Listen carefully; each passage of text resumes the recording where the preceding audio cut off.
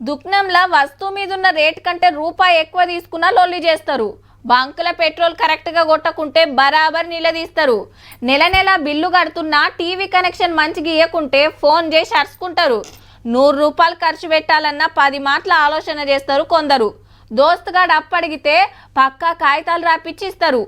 ఇంత జాగ్రత్తగా ఉండేటోళ్ళు కూడా గీళ్లకు మాత్రం ముత్తగానే దొరికిపోతున్నారుల్లా. నిమిషానికి 35,000, గంటకు 21 లక్షలు, రోజుకు 5 కోట్లు, నెలకు 150 కోట్లు, ఏడాదికి 1800 కోట్లు.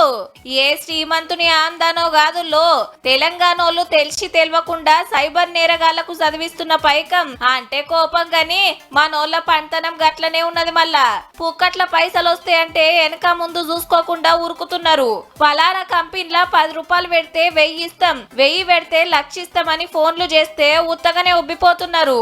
బ్యాంక్ వివరాలు చెప్పి పైసలు కట్టుడు, నెత్తికి చేతులు పెట్టుడు. హల్కగా నమ్మిస్తానికి మొదలు డబుల్ పైకం ఇచ్చినట్టే ఇచ్చి మొత్తం అకౌంట్లు ఉడుస్తున్నారట. పబ్లిక్ ను ముంచుతానికి బడవేగాళ్ళు చేస్తున్న ఫస్ట్ ఇక్మత్ ఇదే అని సైబర్ దొంగల్ని పట్టేసేటోళ్లే చెప్పిండ్రు కుద్దు. అటెనక ఓటీపీలతోని గుండ్లు గీక్తున్నారట. బ్యాంకోళ్ళ లెక్క ఫోన్లు చేసుడు, వివరాలు మార్చాలని ఫోన్ కొచ్చిన ఓటీపీలు అడుగుడు, చూస్తుండగానే అకౌంట్లకు వెళ్లి పైసలు మాయం చేసుడు. ఆఫర్లని, డిస్కౌంట్లని అడ్డమైన లింకులు పంపితే ఆశకు తెరిచి మోసపోతున్నారు. ఇట్లా చెప్పుకుంటా పోతే బొచ్చెడు. అగ్వకే ఐపీఎల్ టికెట్లు అమ్ముతామని సోషల్ మీడియాలో దొంగ లింకులు పంపుతున్న ముచ్చట కూడా చూస్తిమి.